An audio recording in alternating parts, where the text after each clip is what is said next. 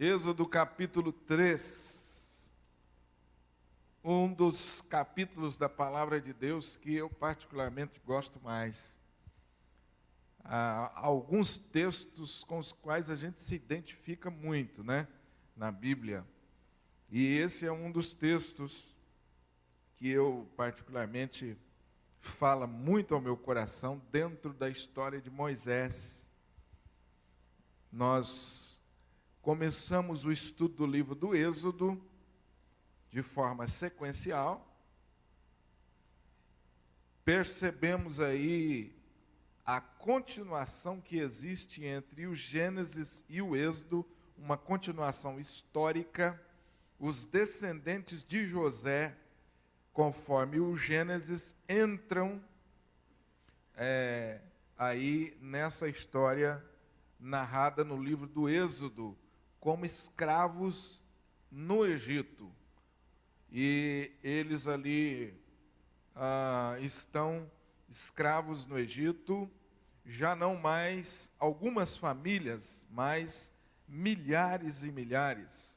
A descendência de José se multiplicou, cumprindo a palavra de Deus a Abraão, que diz que a descendência de Abraão iria se multiplicar.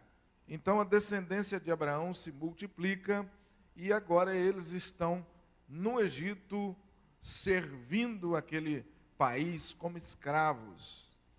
E o faraó do Egito, o governante do Egito, percebe o crescimento daquele povo e se preocupa e ordena a matança dos bebês masculinos. E naquela matança, Deus preserva a vida de um bebê, Moisés. E Moisés é criado pela sua mãe e também é criado, parte da sua criação é feita no palácio, pela filha do faraó. Moisés, então, praticamente tem aqui uma dupla identidade, Ele é hebreu mesmo, e é também considerado filho da filha de Faraó.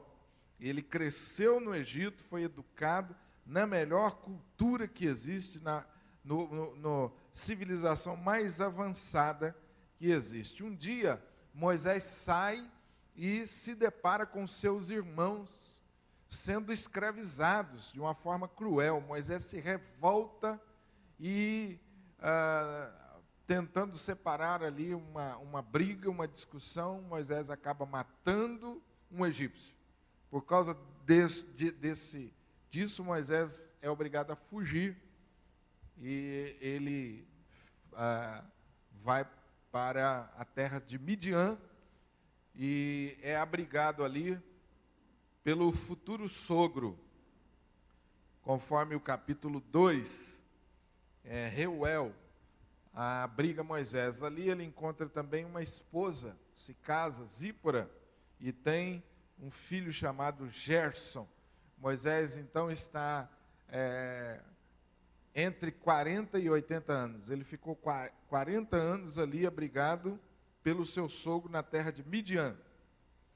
E decorridos esses 40 anos, Moisés agora tem então 80, entramos no capítulo 3, quando Deus aparece a Moisés. Então a história que nós vamos ler aqui hoje faz parte desse processo de Deus na vida de Moisés. 40 anos Moisés ficou no Egito, 40 anos ele ficou no deserto, pastoreando rebanho na casa de seu sogro.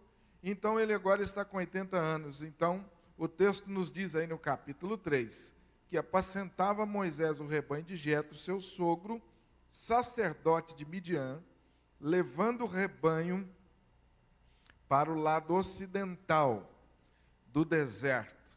Chegou ao monte de Deus, a Horebe. Apareceu-lhe o anjo do Senhor numa chama de fogo, no meio de uma sarça. Moisés olhou e eis que a sarça ardia no fogo e a sarça não se consumia. Então disse consigo mesmo: Irei para lá e verei essa grande maravilha, porque a sarça não se queima. Vendo o Senhor que ele se voltava para ver, Deus, do meio da sarça, o chamou e disse: Moisés, Moisés. Ele respondeu: Eis-me aqui. Deus continuou: Não te chegues para cá. Tira as sandálias dos pés, porque o lugar em que estás é terra santa. Disse mais: Eu sou o Deus de teu pai, o Deus de Abraão, o Deus de Isaque, o Deus de Jacó. Moisés escondeu o rosto, porque temeu olhar para Deus. Disse ainda o Senhor: Certamente vi a aflição do meu povo, que está no Egito, e ouvi o seu clamor por causa dos seus exatores. Conheço-lhe o sofrimento. Por isso desci, a fim de livrá-lo da mão dos egípcios e para fazê-lo subir daquela terra a uma terra boa e ampla, terra que mana leite e mel, o lugar do cananeu, do eteu, do amorreu, do ferezeu, do eveu e do jebuseu. Pois o clamor dos filhos de Israel chegou até mim, e também vejo a opressão com que os egípcios os estão oprimindo. Vem agora, e eu te enviarei a Faraó, para que tires o meu povo, os filhos de Israel, do Egito. Então disse Moisés a Deus: Quem sou eu para ir a Faraó e tirar do Egito os filhos de Israel? Deus lhe respondeu: Eu serei contigo, e este será o sinal de que eu te enviei. Depois de haveres tirado o povo do Egito, servireis a Deus neste monte. Disse Moisés a Deus: Eis que quando eu vier aos filhos de Israel e lhes disser: O Deus de vossos pais me enviou a vós outros, e eles me perguntarem: Qual é o seu nome? Que lhes direi? Disse Deus a Moisés: Eu sou o que sou. Disse mais: Assim dirás aos filhos de Israel: Eu sou, me enviou a vós outros. Disse Deus ainda mais a Moisés: Assim dirás aos filhos de Israel: O Senhor, o Deus de vossos pais, o Deus de Abraão, o Deus de Isaque, o Deus de Jacó, me enviou a vós outros. Este é o meu nome eternamente, e assim serei lembrado de geração em geração. Vai, ajunta os anciãos de Israel e dize-lhes: O Senhor, o Deus de vossos pais, o Deus de Abraão, o Deus de Isaque, o Deus de Jacó, me apareceu, dizendo: Em verdade vos tenho visitado e visto que vos tem sido feito no Egito. Portanto, disse eu: Far-vos-eis subir da aflição do Egito para a terra do cananeu, do eteu, do amorreu, do ferezeu, do eveu, do jebuseu, para uma terra que mana leite e mel. E ouvirão a tua voz, e irás com os anciãos de Israel ao rei do Egito e lhes dirás: O Senhor, o Deus dos hebreus, nos encontrou. Agora, pois, deixa-nos ir caminho de 3 dias para o deserto, a fim de que sacrifiquemos ao Senhor nosso Deus. Eu sei, porém, que o rei do Egito não vos deixará ir se não for obrigado por mão forte. Portanto, estenderei a mão e ferirei o Egito com todos os meus prodígios que farei no meio dele, depois vos deixará ir. Eu darei mercê a este povo aos olhos dos egípcios, e quando sairdes, não será de mãos vazias. Cada mulher pedirá à sua vizinha e à sua hóspeda joias de prata, joias de ouro e vestimentas, as quais porei sobre os vossos filhos e sobre vossas filhas, e despojareis os egípcios. Amém. Deus abençoe essa palavra, lida aí no capítulo inteiro do livro de Êxodo. O tema do nosso estudo nessa noite: os nossos fracassos não são o fim da nossa história. A história de Moisés é uma história de sucesso. Não há dúvidas nenhuma de que Moisés experimenta o sucesso segundo Deus.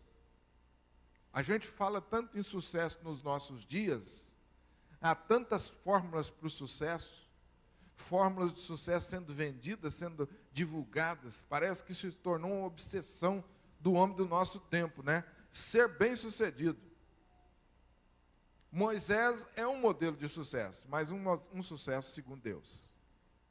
Um sucesso segundo Deus, diferente desse sucesso que a gente vê propagado aí na mídia, que muitas vezes é vendido para nós essa ideia de sucesso, de felicidade, mas que a gente percebe que não tem muita sustentação, na verdade não tem nenhuma sustentação.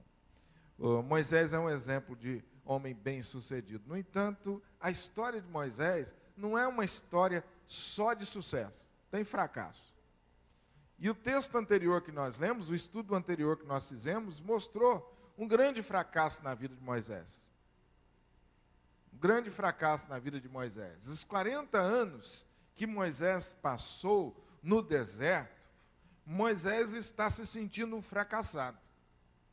Embora nós vimos isso no estudo anterior, que Moisés, quando saiu do Egito, ele saiu firme. Vocês estão lembrados desse momento, no estudo passado? Isso ficou claro, que Moisés saiu do Egito, mas ele saiu de cabeça erguida, firme.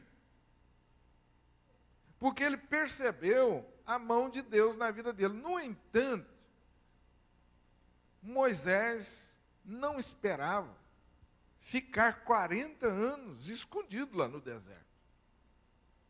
Então a gente pode aqui fazer uma dedução de que esses 40 anos que ele viveu lá na casa do seu sogro, apacentando o rebanho do seu sogro, foram 40 anos que ele passou muito reflexivo, muito pensativo.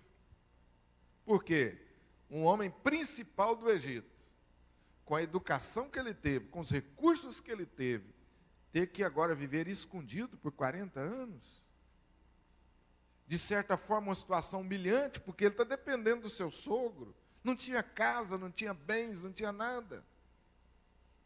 Então você percebe que aparentemente esse homem está vivendo um período de fracasso. Então, eu gosto de frisar isso, porque a gente tira muitas lições para a nossa vida. Moisés conhecia a palavra, conhecia um pouco das promessas de Deus para a vida dele. Ele tinha a convicção de que estava fazendo a vontade de Deus, libertando o seu povo. No entanto, deu tudo errado. No entanto, deu tudo errado.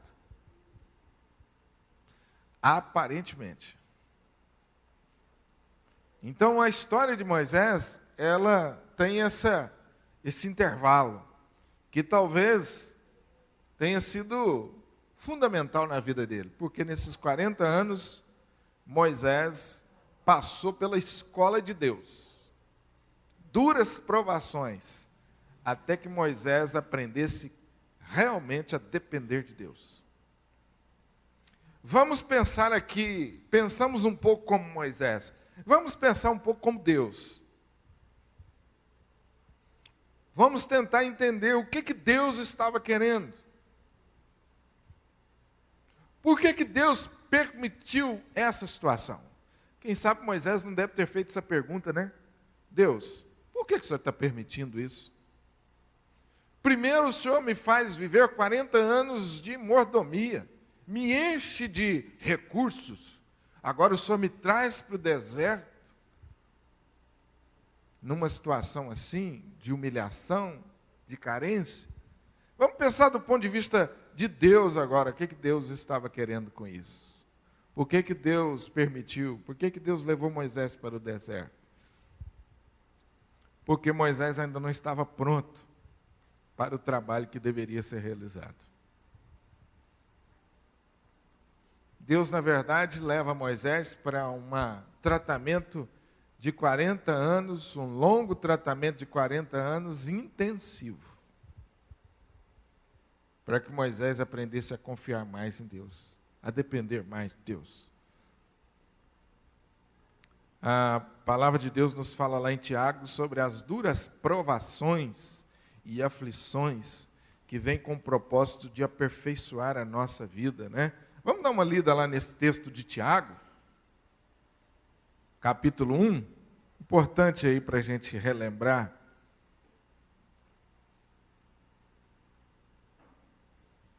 o que a palavra de Deus fala para nós sobre essas duras provações.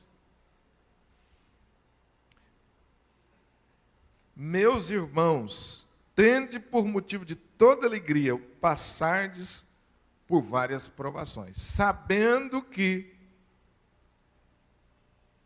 eu preciso entender durante a provação? Eu preciso entender que a provação da minha fé, uma vez confirmada, vai produzir grandes resultados. Primeiro, vai produzir perseverança. Ora, a perseverança deve ter ação completa. Para que eu seja perfeito, íntegro, em nada. Então, a provação da minha fé tira as minhas deficiências. Os irmãos já pegaram uma lixa e já passaram numa madeira para tentar fazer alguma coisa? E já aplicaram a lixa, e aquela lixa se aplica para quê? Para tirar as imperfeições, a sujeira. Agora, até que ela chegue no ponto, você tem que esfregar bastante aquela lixa. Até que tire as deficiências, você tem que esfregar bastante aquela lixa. E é um trabalho que você faz de uma forma determinada, de uma forma persistente. Se aplica a lixa com força. Você não pode passar a lixa muito devagar, não. Quer dizer, é um trabalho intenso. É isso que a palavra de Deus está falando. Muitas vezes Deus nos faz passar, ou passa a nossa vida, nesse trabalho intenso, para mais tarde poder nos usar em alguma grande obra. Então, os 40 anos de Moisés foi com o propósito de prepará-lo para essa obra. Versículo 1 ao versículo 6, vamos voltar lá em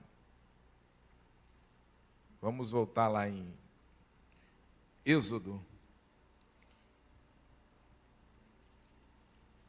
O texto nos diz aí que chegou um tempo em que Moisés estava por ali apacentando o seu rebanho, e então apareceu-lhe o anjo do Senhor numa chama de fogo no meio de uma sarça. Moisés estava conduzindo sob os cuidados o rebanho a lugares bem distantes e amplos, à procura de bons pastos. Ao se aproximar do monte, aonde mais tarde ele recebia a lei de Deus, ele vê uma sarça queimando, mas alguma coisa estava diferente, porque a sarça queimava e não se consumia. Moisés percebeu algo sobrenatural. A sarça queimava e não se consumia, e ele foi atraído por aquela visão. O que será que estava acontecendo ali? Moisés foi atraído por aquela visão. Então, Deus começa a falar com Moisés, a tratar com Moisés. E Deus, então, concede a Moisés a visão, uma visão, preparando, então, Moisés. Ao olhar para aquela sarça, Deus fala com ele. E então nós vamos aprender algumas coisas aí com essa experiência, né? Moisés diz aqui: eu irei para lá ver essa grande maravilha. Por que a sarça não se queima? Então, quando ele volta-se, o Senhor, do meio da sarça, chama Moisés, e Moisés então responde: eis-me aqui. Então Deus continua aquele diálogo, Deus continua se revelando a Moisés, e a primeira coisa que Deus fala a Moisés, ou melhor, a segunda coisa que Deus fala a Moisés, é: Moisés, não venha para cá com essas sandálias, tira as sandálias porque o lugar é santo. Eu disse a segunda coisa que Deus fala com Moisés, porque qual foi a primeira coisa que Deus falou? Eis-me aqui, não. A primeira coisa que Deus falou com Moisés. o nome dele. Isso a gente passa desapercebido, né? A gente passa desapercebido isso. Mas imagine o impacto disso. Aquela voz no meio da sarça chamando Moisés pelo nome. O que Moisés pensou? Alguém que está falando comigo me conhece. Alguém que está falando comigo me conhece. Imagina o impacto disso. Né? Alguém que está falando comigo me conhece. Alguém que está falando comigo me tratou pelo nome. Então Deus já está começando aqui a se revelar de uma forma muito intensa a Moisés, para que Moisés pudesse conhecer um pouco mais acerca de Deus. E a primeira coisa que Deus fala com ele: Moisés, eu te conheço. Imagino mais tarde, né, irmãos? Moisés recebendo aquela incumbência e passa um filme na cabeça dele, de toda a história dele. Mas ao mesmo tempo ele pensa assim: esse Deus sabe da minha história. Então Deus fala com ele: Moisés, tira a sandália. O que Deus está querendo dizer com Moisés quando manda ele tirar as sandálias? Deus não gostou da sandália de Moisés? É porque estava muito suja a sandália de Moisés? Quando nós estamos na presença de Deus, nós vivemos na presença de Deus, mas quando nós estamos de maneira especial na presença de Deus, Ele olha para as nossas roupas, irmãos, vê a marca, vê se está suja, vê se está limpa. Deus está preocupado com isso? Qual é a mensagem disso? Moisés, tira as sandálias, que o lugar que você está pisando é terra santa. O que vocês acham? Aquele lugar onde Moisés estava pisando, era um lugar diferente? Não. A presença de Deus tornou o lugar. Vocês já viram como que a gente inverte as coisas? A gente acha que são os lugares que santificam as pessoas.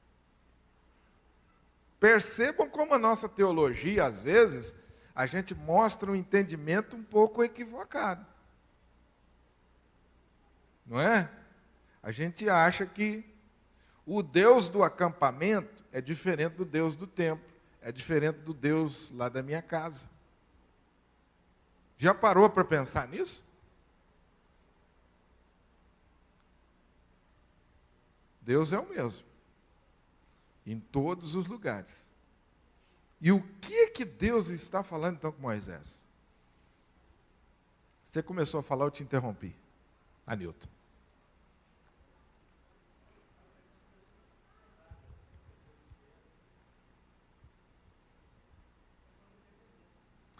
Questão de dependência. Naquele momento,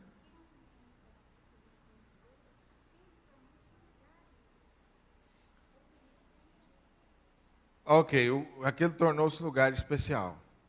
O que mais que vocês acham? Reverência.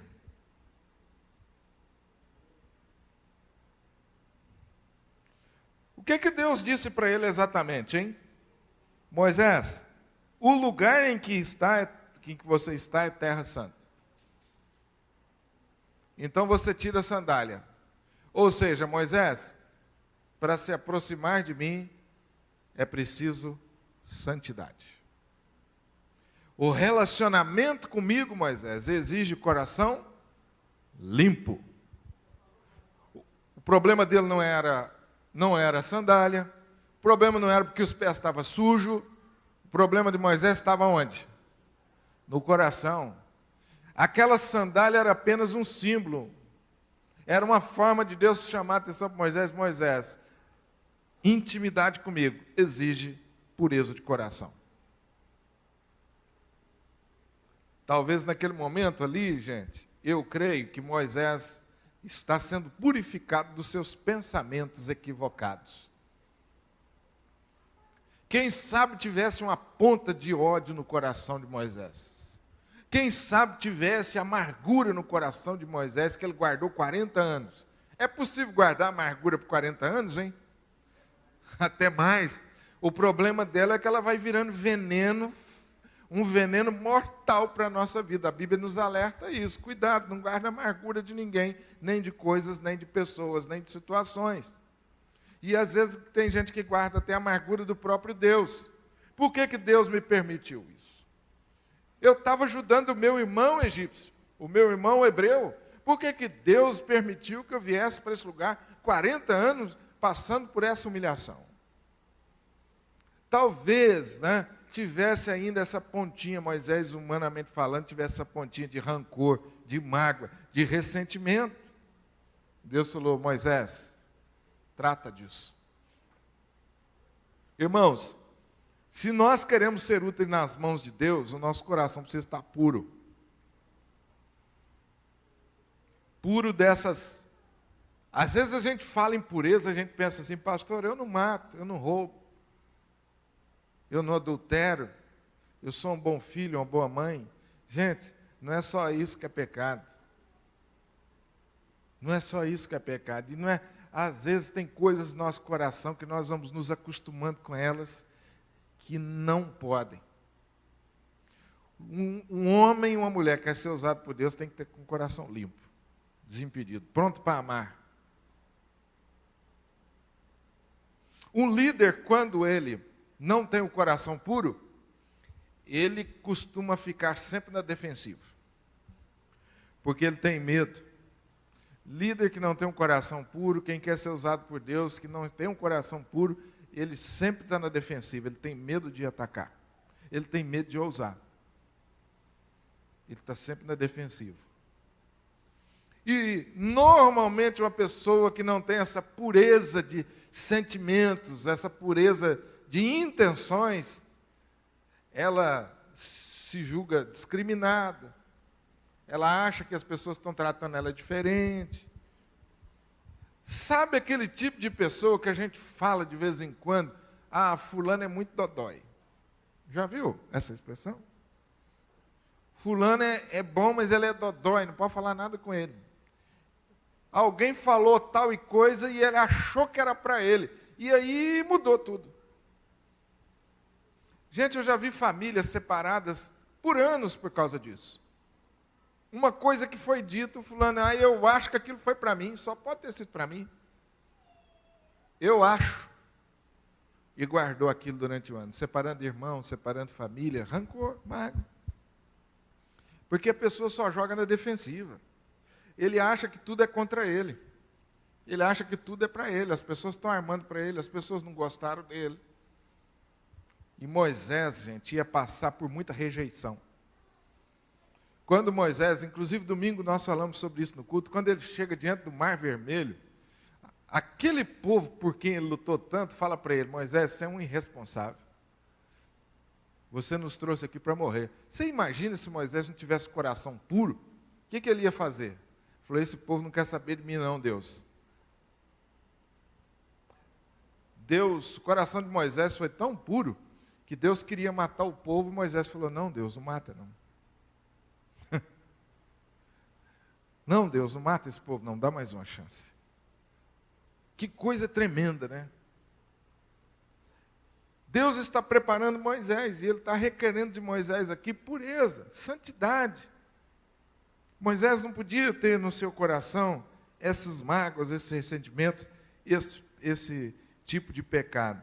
A palavra de Deus diz que esses são os verdadeiros adoradores, aqueles que adoram a Deus em espírito e em verdade. Quando Deus se revela a Moisés na sarça, Ele pede para Moisés que esteja em verdadeira reverência.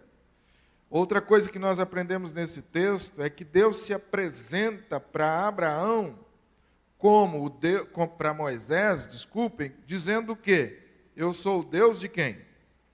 Abraão, Isaac, Jacó. Então Deus faz uma ligação histórica para Moisés. Moisés, eu sou o Deus dos seus pais. Eu sou o Deus que fez uma aliança com o seu pai Abraão. Eu sou um Deus que fez uma aliança com o seu pai Isaac e com o seu pai Jacó. Eu sou o mesmo Deus, Moisés. Eu fico imaginando a mãe de Moisés, Joquebede, enquanto Moisés crescia, contando essa história para ele, né, do pacto de Deus com Abraão. Moisés cresceu aprendendo sobre essa história.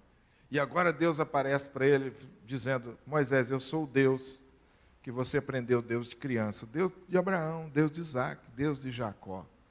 Eu tenho aliança com o meu povo. Amém, gente? Eu tenho uma aliança com o meu povo, ou seja, eu estou comprometido com vocês. Que coisa maravilhosa, gente. Às vezes nós nos esquecemos do compromisso com Deus, não é verdade? Mas Deus nunca se esquece do compromisso conosco.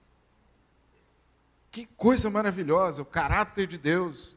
Moisés, já se passaram muitos anos, mas o meu compromisso com você não mudou, com o meu povo não mudou. Eu sou o mesmo Deus, que fez para vocês promessas. O Deus que cuida, o Deus que prometeu que vocês seriam um povo diferente. Moisés sou eu. Irmãos, que coisa maravilhosa é nós lembrarmos isso. A ceia do Senhor, que nós celebramos uma vez por mês, ela faz menção a esse Deus da aliança, quando ela fala que o cálice é o sangue da nova aliança. Tomai, bebei dele todos. Né? Jesus, ao morrer na cruz, faz parte do compromisso que Deus tem comigo e com você. Faz parte da aliança que Deus tem comigo e com você. E o texto também pode ser aplicado para mostrar para nós sobre a certeza, a garantia de que ressuscitaremos. Ele não diz, eu era o Deus de seus pais. Ele diz, eu sou o Deus de seus pais. Mas os pais dele tinham morrido. Mas ele continuava sendo Deus. Porque esses homens, Abraão, Isaac e Jacó, estavam na presença de Deus, servindo a Deus e guardando a ressurreição do último dia. A sarça simboliza a presença de Deus. O fogo ardente da sarça simboliza a presença de Deus. A sarça que ardia e não se consumia simboliza a presença de Deus e a autoexistência. De onde vem aquele fogo? Quem estava alimentando o fogo? O fogo se autoalimentava. E não ao mesmo tempo que ele queimava a madeira não se consumia. Ao mesmo tempo, a madeira alimentava o fogo consumia a madeira. O fogo não acabava e nem a madeira acabava. O que Deus está dizendo, Moisés? Eu sou autoexistente. Eu sou a fonte da minha própria revelação. Eu sou a fonte da minha própria energia. Eu sou a fonte inesgotável. Olha quanta coisa maravilhosa. É por causa desse episódio que a igreja presbiteriana tem a sarça como símbolo, viu? Eu acho que todos sabem disso, né? Aquele símbolo lá na frente é uma sarça, né? Simbolizando esse momento aqui. A sarça com o fogo simboliza a presença de Deus. Aquela pombinha que desce lá também é a presença de Deus descendo sobre a igreja. Então a sarça é o meio através do qual Deus se revela a Moisés. O que Deus está fazendo aqui é dando a Moisés a visão do Deus que está enviando e que está sustentando a Moisés. Moisés agora é comissionado por Deus. E Deus continua dizendo a Moisés, verso 7 ao verso 10, Moisés, eu estou vindo como resposta do clamor do meu povo. Que coisa maravilhosa, hein? Amém? Olha o que Deus diz a Moisés. Disse o Senhor a Moisés, certamente, Moisés, eu ouvi as orações de vocês. Durante muitos anos, com certeza, esse povo orou, pedindo a Deus a libertação, pedindo a Deus que viesse com providência. E Deus está dizendo, Moisés, não tenha nenhuma dúvida, eu estou ouvindo as suas orações, eu ouvi as orações do meu povo. E é por causa dessas orações que eu vim. Diz-nos o texto aí, certamente eu vi, eu ouvi e por causa disso eu desci. Versículo 8. Perceba aí, meus irmãos, como que Deus vai avançando aí a dinâmica, né? Primeiro eu vi. Em nenhum momento eu deixei de ver que vocês estão sofrendo. Depois eu ouvi as orações de vocês. Terceiro, por causa disso eu vim até vocês e desci até vocês para ajudá-los. Olha a sequência espiritual, a dinâmica espiritual, né? A mesma dinâmica que acontece na minha vida e na sua vida. Em nenhum momento Deus tira os olhos de nós. Em nenhum momento Deus deixa de ouvir as nossas orações. E no tempo certo, Ele vem ao nosso encontro. Amém? Moisés, então, é comissionado por Deus. O versículo de número 10. Moisés, 9. O clamor dos filhos de Israel chegou até mim. Eu estou vendo o que está acontecendo. Vem agora, e eu te enviarei. Estão aí me acompanhando? Versículo 10. Vem agora, e eu te enviarei. Qual foi a resposta de Moisés ao chamado de Deus? Senhor, estou pronto. Pode contar comigo nessa obra? Vem agora e eu te enviarei. Então disse Moisés a Deus. O que ele respondeu, meus irmãos? Moisés aceitou fácil a tarefa? Moisés aceitou fácil a incumbência, a responsabilidade? Quem sabe Moisés ainda estava se sentindo fracassado, né? Eu fracassei da primeira vez, será que eu não vou fracassar outra vez? E quando a gente passa por um fracasso e Deus renova diante de nós outra oportunidade, normalmente a gente pensa, quem sou eu? Né? Vocês já responderam essa pergunta? Ou já fizeram essa pergunta? Quando alguém pediu você para fazer uma coisa, você fala assim, quem sou eu? A gente, como pastor, de vez em quando escuta isso, viu? Meu irmão, você podia fazer isso? Pastor, quem sou eu? Hã? Quem sou eu? Quem sou eu? Às vezes essa resposta é fuga nossa, porque nós nos achamos incapazes de chegar aonde Deus quer que a gente chegue. Então a gente dá essa resposta. Eu estou com medo. Então a minha resposta de medo é essa. Quem sou eu? Quem sou eu? Moisés não merecia o que Deus vai lhe dar, para ele lidar com medo. Mas quando estamos com medo, o importante não é o objetivo, mas é quem está do nosso lado para nos levar ao objetivo. Moisés não tinha entendido isso. Né? Deus falou para Moisés, Moisés, vai que você vai ser o libertador do povo de Israel. E Moisés falou assim, mas quem sou eu? E Deus queria que Moisés pensasse o seguinte, falou, olha, não é quem é você, e não é o tamanho da tarefa, você tem que pensar que agora eu estou com você. E ao mesmo tempo assim, mas quem é o Senhor? Eu sou o Deus que acabou de te revelar, você que está falando com você, na sarça. Eu que vou com você, Moisés. Moisés ainda não chegou no ponto. Moisés ainda não chegou no ponto. Por isso a gente deduz aqui que Moisés ainda estava se sentindo meio fracassado.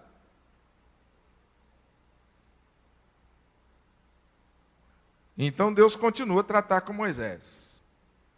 O tratamento de Deus envolveu, em primeiro lugar, deixar claro o que Moisés devia fazer. Qual que era a missão de Moisés? Moisés, você está sendo chamado com um propósito. Tirar o meu povo do Egito. É interessante, meus irmãos, como Deus comissiona e chama alguém, Ele deixa claro. Ele deixa claro para a pessoa o que a pessoa vai fazer. Deus não é Deus de confusão, não. Quando Ele chama alguém, Ele define o que aquela pessoa vai fazer. Está clara a missão. Segundo, Deus ofereceu como resposta à objeção de Moisés, o que mais? Nada mais, nada menos que A sua presença. Quem sou eu para ir a Faraó? E Deus fala com ele: eu serei contigo. Eu vou com você. A presença de Deus com Moisés iria até o fim do projeto, levar o povo a adorar a Deus no deserto. Deus ofereceu, além da sua presença, a sua própria pessoa. Quem que Deus enviou você? Qual é o seu Deus? Moisés diz a Deus: Deus, quando eu chegar diante do povo vai perguntar: que Deus é esse que te enviou, Moisés? Qual é o nome desse Deus? No Egito existiam muitas divindades. O Deus do sol, o Deus dos animais, o Deus do trovão, inúmeros deuses, cada um tinha um nome, era um Deus para cada coisa. Foi por isso que Deus enviou as 10 pragas. Cada praga era um Deus. Os piolhos eram um Deus. A noite, as trevas eram um Deus para eles. O sol era um Deus.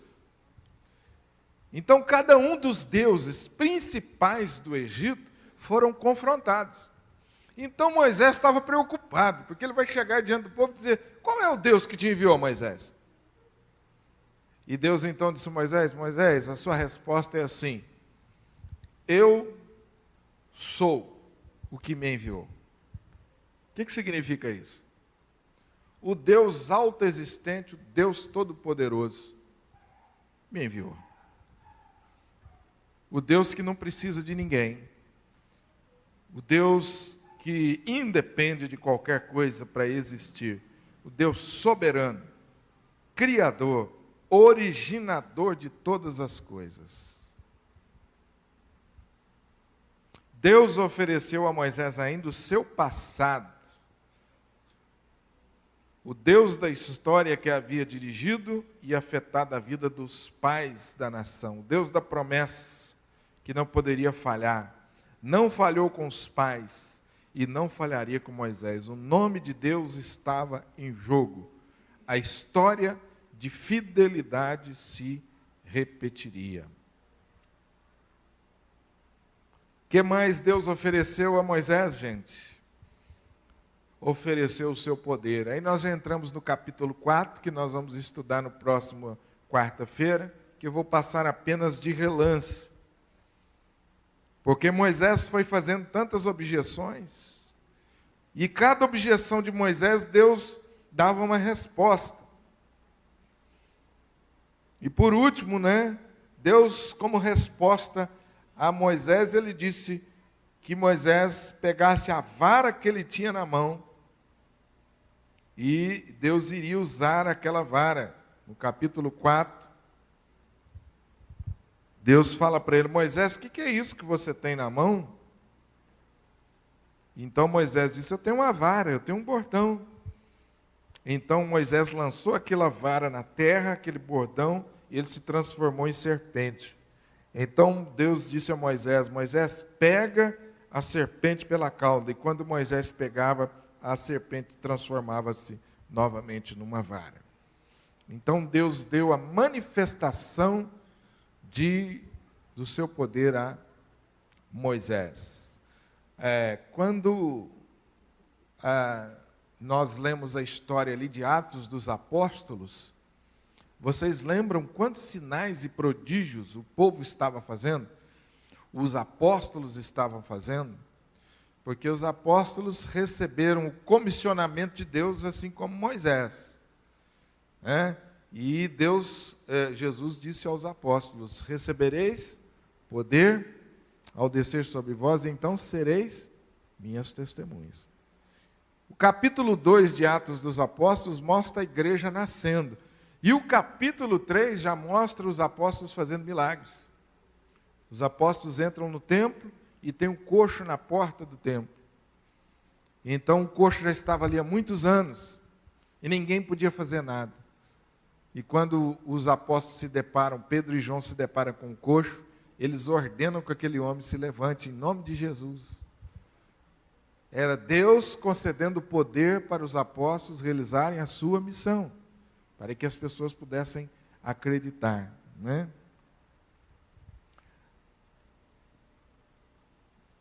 Sexto lugar e sexto item, a promessa relembrada. O texto termina dizendo aí, né, sobre essa promessa que Deus fez no passado a Abraão. A palavra de Deus é cumprida nos mínimos detalhes. Agora o povo egípcio daria as suas riquezas ao povo escravo. Essa foi a promessa de Deus lá a Abraão, em Gênesis capítulo 15, versículo 14. A promessa foi: mas eu também julgarei a gente que tem de sujeitar-se, e depois saíres com grande riqueza. Mas eu vou julgar esse povo que está sujeitando vocês, e depois vocês vão sair com grande riqueza. Essa promessa de Deus a Abraão, e agora está se cumprindo. Vocês viram o que diz aí o texto? Versículo 22, cada mulher pedirá à sua vizinha e à sua hóspeda joias de prata, joias de ouro e vestimentas, as quais porei sobre os vossos filhos e sobre as vossas filhas, e despojareis. O que é despojar? Pegar os despojos dos egípcios, pegar as riquezas dos egípcios para sair, cumprindo a promessa de Deus lá atrás, no capítulo 15. Vamos pensar de que maneira nós podemos aplicar isso na nossa vida? Em primeiro lugar, mais uma vez, é revelado a nós, através da palavra, o anseio do coração paternal de Deus em libertar seus filhos da escravidão. Tudo isso aconteceu com propósito. Deus libertar o seu povo do pecado. Deus está mostrando claramente o quanto Ele quer salvar os seus filhos. O quanto Ele quer salvar as pessoas. Às vezes, irmãos, nós perdemos um pouco a noção disso. O desejo de Deus em salvar pessoas. E mais uma vez está tão claro aqui. Quanto Deus faz questão de salvar e se empenhar em salvar pessoas. Há um anseio no coração de Deus, um anseio dominante, um desejo dominante, que é o salvar o homem do pecado. Segundo lugar, o propósito de Deus em preparar cada um de nós, assim como preparou Moisés, para sermos instrumentos dele na libertação de tantos oprimidos que passam por nossas vidas. Amém?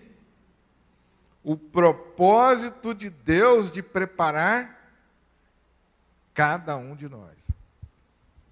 A gente vê a história de Moisés, 40 anos no Egito, 40 anos sendo preparado por Deus depois no deserto, e 40 anos liderando o povo.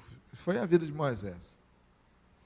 A gente consegue identificar o tempo em que Deus está preparando Moisés. Quando eu olho para a minha vida, quando você olha para a sua vida, você consegue entender o plano de Deus na sua vida, preparando você para servi-lo? Você consegue entender? Ou você acha que tudo acontece por acaso? Amém ou não? Amém ou não, gente? Você está conseguindo entender o propósito de Deus através das duras provas? Porque, meus irmãos, se nós não entendemos isso, a prova não tem sentido, não é? Agora, se você entende isso, depois da prova você fala assim: eu me sinto mais preparado.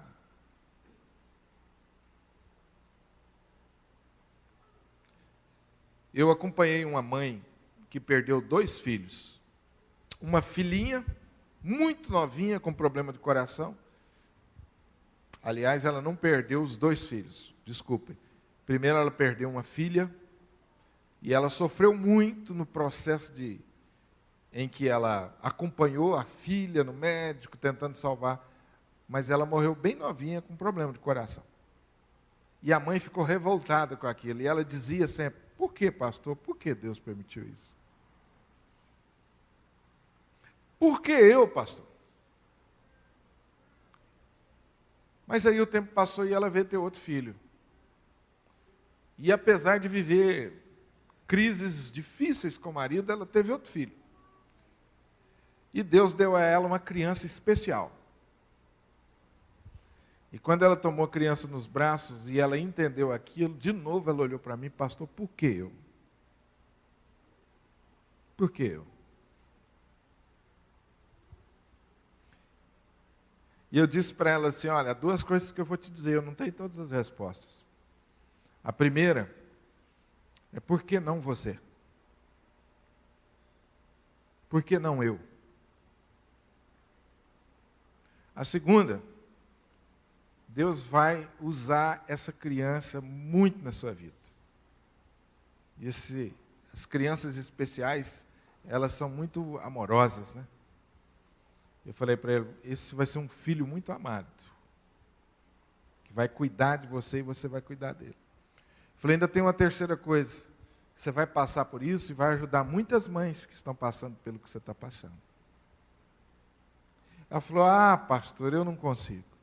Eu falei assim: espera que você vai ver. É só uma questão de tempo. Porque, irmãos, nós somos assim, né? Nós somos meio difíceis de entender as coisas e aceitar. A gente resiste ao tratamento de Deus. A gente resiste. As pessoas que têm ministérios mais relevantes, às vezes são as pessoas que passaram por um sofrimento. Não é? Aprenderam. Então, cada um de nós está passando por um processo. Se eu creio em Jesus e nós cremos, e sabemos que a nossa vida precisa ser útil, eu tenho que entender que as dificuldades são para me preparar para ser útil. A questão é: eu estou sendo útil, né? Eu estou entendendo ou estou revoltado com Deus? Estou revoltado com Deus, porque Ele permitiu que eu passasse por essas dificuldades. A nossa persistente relutância, a semelhança de Moisés, em assumir responsabilidades, nos servir a Deus e aos nossos semelhantes. Vocês não acham que Moisés foi muito relutante? Depois de tudo que Deus fez e falou, ele ainda relutou. Todas as objeções possíveis. Quem sou eu? Eu não sei falar. O que o povo vai dizer? Objeções que às vezes nós mesmos fazemos, né, irmãos? Ah, eu não estou pronto para evangelizar no meu trabalho, não. Eu não estou pronto para evangelizar, para falar de Jesus, não. Estou pronto, não. Quem sou eu para falar de Jesus lá na minha escola? Quem sou eu para falar de Jesus no meu trabalho? E o medo que eu tenho deles me fazer pergunta e eu não saber responder? Às vezes nós fazemos essas objeções. Mas é maravilhoso a gente ver a paciência de Deus com a gente. Meu filho, vamos. E Deus renova as oportunidades diante da gente, né? E quinto lugar, a maravilhosa manifestação do caráter de Deus em cada situação, se revelando a nós como Deus Todo-Poderoso e também como Deus pessoal, que nos chama e nos sustenta em todo o processo. A maravilhosa manifestação do caráter de Deus através da sarça, mostrando a Moisés quem era o Deus que estava chamando e quem era o Deus que iria com ele o tempo todo, sustentando e abençoando a ele. A questão não é o tamanho da missão, o tamanho da obra. A questão é qual a visão que nós temos do Deus que está conosco. Qual é a visão do Deus que está conosco? Quando Jesus fala para os seus apóstolos assim: eu estarei convosco todos os dias, até a consumação dos séculos. É exatamente isso que Jesus está dizendo. Mesma coisa com Moisés. Moisés, eu vou com você. Então, meu querido, quando você tiver medo de alguma coisa ou dúvida, lembre de quem está com você. Quando a missão for pesada demais, lembre-se. Não é do tamanho da missão, lembre do tamanho do seu Deus. eu e você estamos nessa vida para servir a Deus. A missão é de Deus. Então Deus vai estar conosco, como Ele prometeu o tempo todo, para que a gente consiga cumprir a nossa missão. Deus nos abençoe.